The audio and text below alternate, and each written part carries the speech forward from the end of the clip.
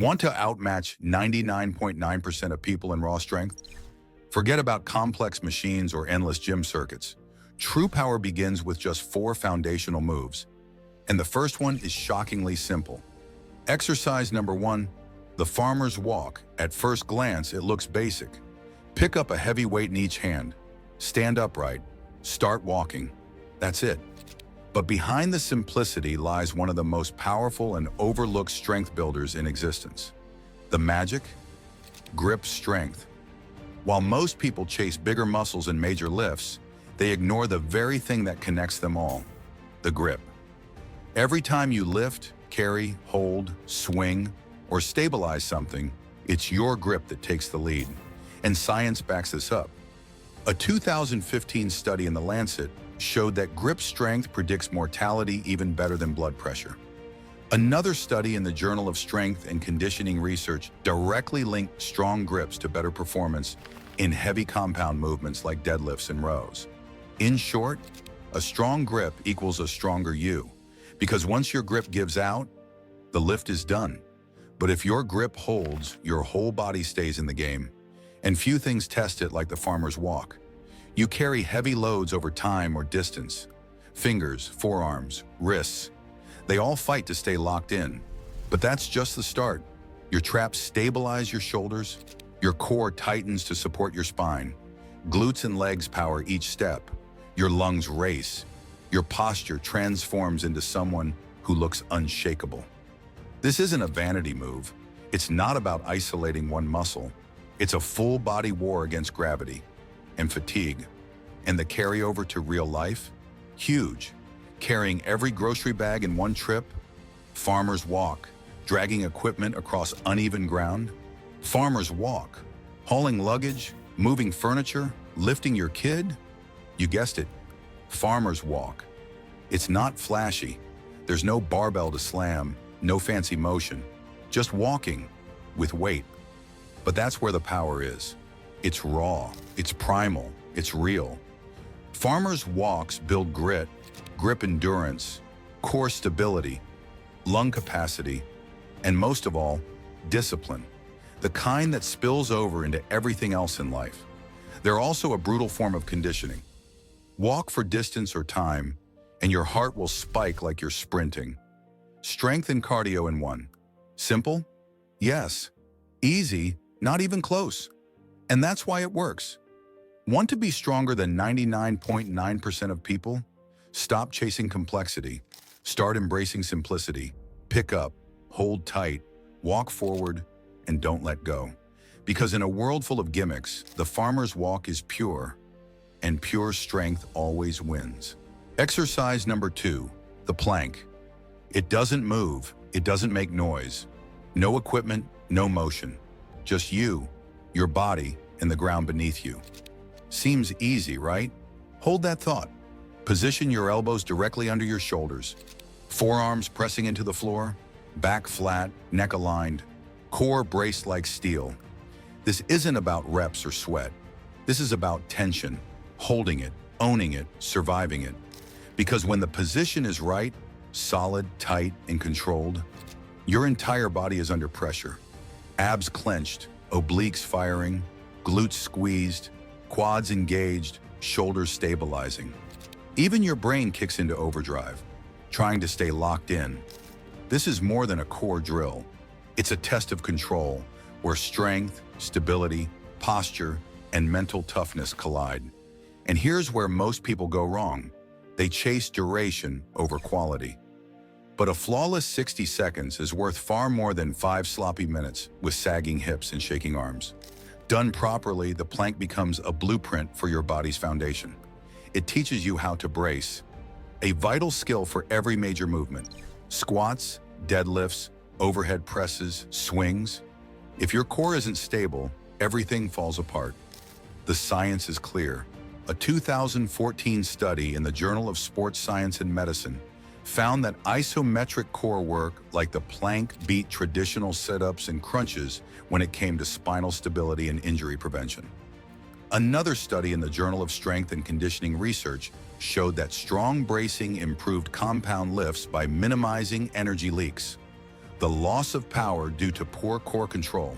Because real abs aren't built by chasing a burn. They're built by mastering tension. The plank teaches your body to resist motion.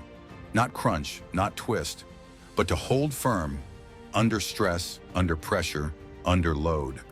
Whether it's a barbell on your back, a fall on the field, or a sudden twist in real life, core control is what keeps you safe. It's what makes you unshakable. While others chase flashy moves and endless reps, you train the thing most people neglect: stability. No one claps when you hold a plank. No plates clank. No machines move. Just silence and discipline. But in that silence, something rare happens. You build strength that doesn't just show, it protects. You develop power without motion, control without chaos. The plank doesn't hide your weaknesses.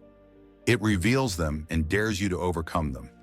So if you want a core that's more than just aesthetic, a core that shows up when it matters, get down, line up, brace hard, and hold. Because those who can stay still under pressure can handle anything. Exercise number 3, the kettlebell swing, a cannonball with a handle. No buttons, no levers, no cables. Just you, your body, and a chunk of iron. Simple? Yes, but don't be fooled.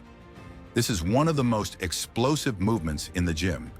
Grab the kettlebell, feet planted, hips back, core tight, back straight, shoulders pulled back and locked in. Then snap. From the hips, not the arms, the kettlebell launches forward like a wrecking ball. You're not lifting it, you're firing it. This isn't a curl or a raise, it's a hinge, a violent, rhythmic burst of power. The force doesn't come from your hands, it comes from your posterior chain, your glutes, hamstrings, core, all working in perfect sync to produce raw force and redirect it with precision. It's pure athletic movement. In fact, a 2012 study in the Journal of Strength and Conditioning Research showed that kettlebell swings produce similar power output to elite Olympic lifts like the clean and snatch. Let that settle in. With one simple tool and the right form, you can tap into the kind of explosive power it takes pros years to build. But that's just the beginning. Swings are cardio and strength combined. Your heart rate shoots up. Your lungs burn. You build conditioning, muscular power, endurance, all at once. And the calories? Torched. But a proper swing isn't wild or loose. It's tight, controlled, purposeful. Your arms act as guides. Your hips generate the motion. Each rep is a lesson in timing, tension, and release. A rhythm that trains balance, coordination, and precision. And here's why it matters. That hinge movement, it's how you lift a box, pick up a child, jump, sprint. Your posterior chain is the engine that drives your athleticism, and the swing supercharges it. Studies even show kettlebell swings reduce lower back pain by reinforcing proper hip movement and strengthening the glutes, especially helpful for people who sit too long and move too little. No machines, no mirrors, no clutter, just movement, commitment, power. While others stay stuck on isolation machines and predictable routines, you're building the kind of performance that translates to life, to sport, to real-world strength. You're developing more than muscle. You're building power, endurance, explosiveness. So if you want to rise above 99.9% of people, grab the bell, set your stance, own the hinge, and let your hips do the talking. Because when you master the swing, you don't just move with force, you become it. Exercise number 4, the pull-up, no machines, no cables, no padding, just a bar on in your body. One of the oldest, purest, and most humbling tests of strength ever created. Because up here, there's no cheating. You either rise or you don't. This is strength stripped bare. No fancy gear, no bench to save you, no momentum to fake it, just gravity and will.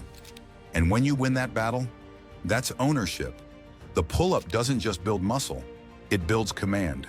Over your body, your effort, your limits. Sure, your back, biceps, shoulders, and core all get fired up. But more importantly, you become the weight. No plates to press, no machine to move, It's you pulling yourself upward, 1 inch at a time. Every rep starts the same. Dead hang, arms straight, shoulder blades pulled in, core tight, legs still. Then, engage. Drive the elbows down, lats contract, no kicking, no swinging, no shortcuts, just raw, focused intention. And that moment when your chin clears the bar, steady and proud, that's not just a representative, that's earned.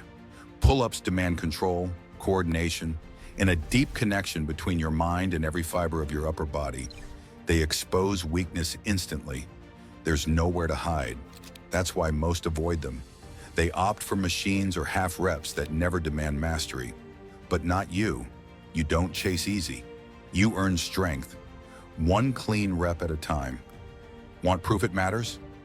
The Journal of Human Kinetics found strong links between pull-up performance and total upper body power, endurance, even sprint speed and jump height.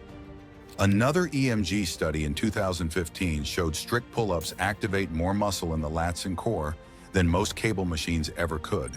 Because this isn't isolation, this is integration. You are the machine. Pull-ups build more than muscle. They build grit, resilience, self-trust. Each rep is a message. You rise when things get heavy. You lift when others give in.